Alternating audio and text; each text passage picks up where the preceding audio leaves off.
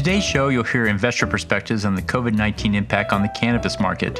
This is Investor Perspectives. I'm the host of Investor Connect, Hall T. Martin, where we connect startups and investors for funding. It's the time of COVID-19. Cannabis is currently gaining regulatory approval across the U.S. The lockdown has declared certain sectors, including cannabis, to be an essential service. We have investors and startup founders describe the impact of COVID-19 on the cannabis market. I hope you enjoy this episode.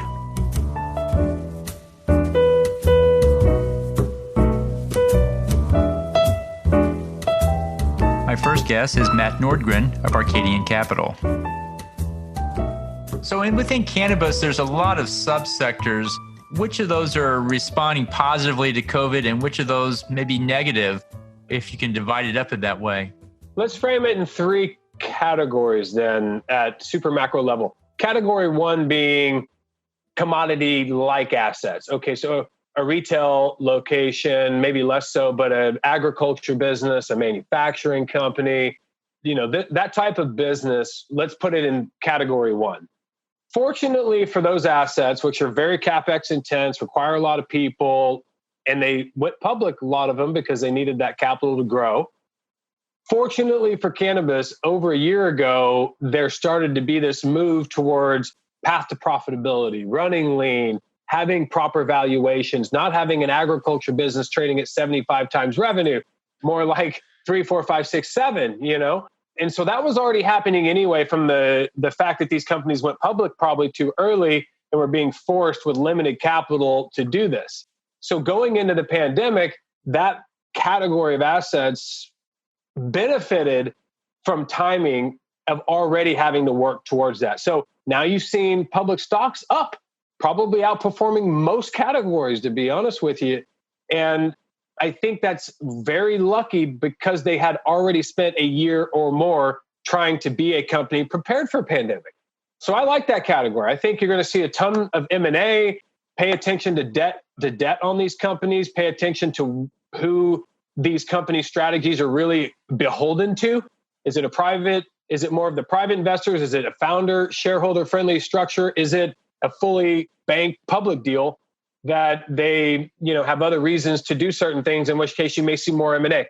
So that's that category. I think in the middle, you have supply chain companies, B2B type companies, businesses that serve the industry, data, software, HR, compliance, media, packaging, bottling. These businesses largely are private still, haven't really gone public, didn't need as much capital. So I think you have a lot of reason to be opportunistic about mid to late stage growth in the supply chain.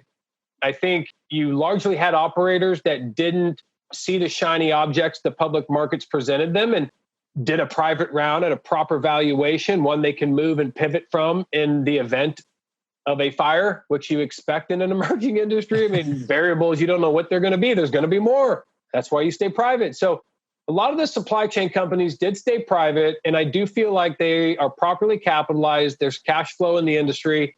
I think that's a nice place to lean in if you feel like mid to late stage growth, a little less risk. A lot of them don't touch the plant too. You can get outsized returns there.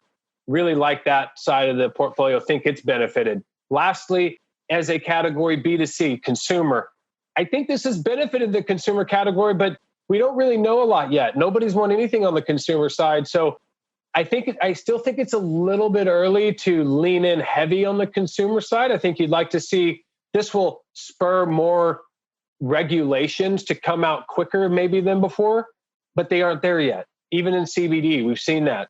So I think on the consumer side, it's been good, but I don't think it's provided the clarity that the industry needs just yet to really lean into the consumer side, which creates opportunity. That's where I think the most outsized returns could be, but you're going to take on more risk.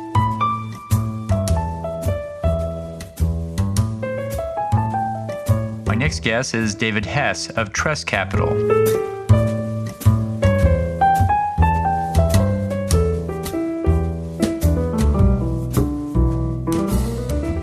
So within the cannabis space, there's many subsectors or several. Which of them do you see, going positive with COVID-19 and which are not being impacted so much? What we're seeing a major uptick in, again, is certain subsectors and certain formats, right? For example, edibles, right? Or beverages is another strong one that we're seeing now. For a long time, beverages weren't the mode people were running towards, right? People were more familiar with the traditional forms of medicating with cannabis, such as, combustion, right? Then we saw the numbers with, vape pens, right? Soaring throughout the state of California and throughout the rest of the US. And then we saw the vape crisis, Vapegate, right? And so for a lot of, even though those within the industry and many outside of industry began to understand it was an illicit issue versus cannabis cartridges that were purchased legally in a store in a legal state that was tested, it nevertheless started to persuade people to go ahead and move over to other formats like edibles and beverages. And now with COVID-19, we've just seen that, 2 or 3-fold. And so that's very exciting for us in particular. We have a company in our portfolio that has a really unique IP in that they extract cannabis and without having to do any kind of emulsification or nano encapsulation, they produce a water-soluble product, right? So that addresses an issue that the industry has been trying to figure out for some time. For consumers that go into a bar, for example, right? They aren't looking to have a sip of wine or a beer and have the effect hit them an hour, 2 hours later. They want to enjoy their time with their friends, their colleagues for that hour, and then go home and go about their business, right? That's been a challenge with cannabis for quite some time.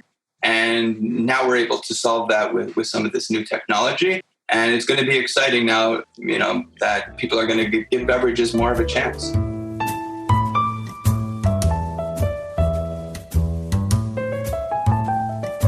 And my next guest is Marcus Estes of Chromasignate, a technology company in the cannabis space.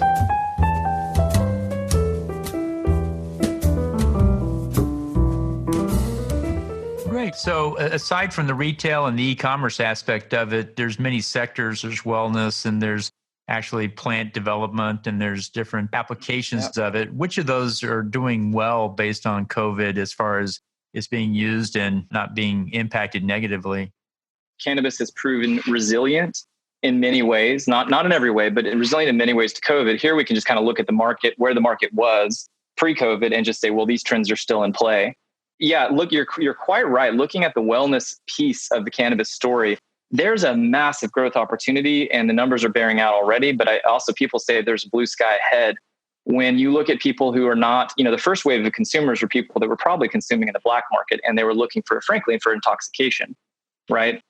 Now, a lot of brands have been trying to crack the nut of how do we go after, some joke inside the industry is the people kind of tend to talk about the soccer mom. I don't know why she gets so much attention, but the idea here, we've got really a pretty normative Norman Rockwell kind of family. But given that this is legal and frankly healthier in many ways than alcohol consumption, we're looking at people who might be having a glass of white wine or two after dinner and now thinking maybe I should have puff. And, casual consumption. And then on the other side of that, we're talking beyond the intoxication and relaxation, therapeutic benefits. And there is a huge amount of information coming down the pike there. This is both, there's a Venn diagram here. We've got actual medicinal use, which is sometimes directly prescribed by ones. I have a friend, for instance, right now that is experiencing a benign form of stomach cancer. Her general practitioner suggested you need to go speak to a cannabis specialist. There's enough data here that you may be able to get some help there. So that's just a personal anecdote that you could say, well, how do we look at the market for people using cannabis products to potentially reduce inflammation? There's indications, for instance, IBS and Crohn's disease have some positive interaction. So if you look at the medical market and sort of how that sort of veers into the yoga wellness casual consumption market, here we have already a pretty good base of consumption. But the interesting thing about that is how much further it could grow, because you point towards their comparables in pharmaceuticals and you think, does cannabis start to eat at the pharmaceutical markets? And I think most people in the space, optimistically would say, yeah, that's likely. What would be necessary to propel that, of course, is further consumer acceptance. And that is oftentimes driven by research. So it's a whole separate topic there, but cannabis research is still in its infancy. And we need to see, I think some of the most exciting plays right now involve research. It's very hard to do cannabis research right now. So if we see some of those things get unblocked from a tactical or even regulatory level, that could unlock massive wind changes in the market.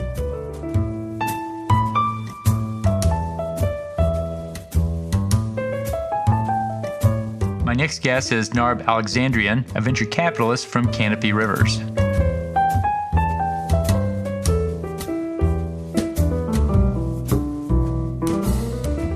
Yeah, I'd say there's about three sectors where we're really keen on. The first one being plant sciences. So when we look at cultivation of cannabis, it looks very primitive to other crops such as soybeans and lettuce and tomatoes. And then the large agricultural giants of today are slowly coming into the industry. So there's a lot of opportunity there to see not only pure play cannabis companies, but other crop technology companies looking into the cannabis light and figuring out ways to make the plant more resilient to pests, more vigorous, more strong, keep the THC content high, increase the flavor profile and the terpene levels without altering the genetics of the plant or without causing any undue influence on just the natural growth of the plant itself. So we're very keen on that piece. The second area would be on the brand side. Over the last year, we really haven't seen many brands show that long-lasting affinity that you see in typical CPG sectors. The top 5 brands are consistently changing places or getting kicked out and other companies coming in. So we think there's a great potential for companies to really arrive and just enter into the industry now and make a brand name for themselves and create that customer affinity. And then the last piece, which has been the most pronounced during COVID, would be on the technology and software side. With click and collect and e-commerce and delivery services really taking shape during this period of time, we've seen a boom in technology that caters towards the cannabis brands and cannabis retailers. And they've been resilient, and not only resilient, but they've been growing at a quick pace even during this entire COVID crisis. Oh, great. And so which sectors inside cannabis were impacted negatively, you think, by COVID, if any? I'd say brick and mortar retail was probably hurt the most. At the beginning period of time, everything was shut down and then it opened up. To not have the foot traffic coming in means that it's very hard to get intenders to become consumers. So that part was difficult. Outside of that, there's certain areas around the world where it wasn't deemed to be an essential service. So you had cultivation, extraction being shut down as well. And as you know, Canopy Rivers is a global company, so we're looking at it from all points. So I wouldn't say much of it was negative. I think when you take a step back, COVID-19 really helped the industry go forward and really catch some of the momentum that was lagging over the last half year before that. And it's still continuing to go on. So I'm really pleased with the results there. So great. So what new applications do you think we'll see coming up in the next 12 months in this space? Yeah, on the brand side, I think we're slowly seeing more and more hyper-focused brands coming into play. So the larger players are moving towards a volume game, which is being the low-cost leader and pushing out cannabis that has 20% THC, good cosmetic feel to it, and really taking users away from the illicit market with low prices. Then we see the smaller companies really going towards a fragmented approach of let's dice down the cannabis consumer into demographics and psychographics, and let's go after certain use cases or certain demos and psychographs. So an example there would be a product for sleep. Up to this point, you want a product for sleep. You go into a dispensary and you talk to a budtender, you say, like, what can I get for sleep? And the budtender walks you through 3 or 4 of the brands that he or she remembers the most. There's a lot of friction in that process. So companies are coming out saying, you know what, instead of doing that, why don't we just create one product just focused on sleep and sleep alone, and then put that on the shelf so when the customer comes in, no questions asked, they can just pick up the product and buy it. That we're seeing really resonate. As the volume and fragmentation approaches go towards their certain corners, they slowly start to diverge into specialization, which is companies will know, and they'll turn to traditional CPG companies, where to focus and what they do best, and we'll stick to doing that. So on the brand side, we've really seen a maturation of companies, but as I mentioned before, there's still a lot of opportunity for companies to take shape and pick up market share as some of the larger companies struggle. Thank you for joining us today. As always, be sure to leave a review, subscribe to this podcast, and share it with others. Let's go start up something today.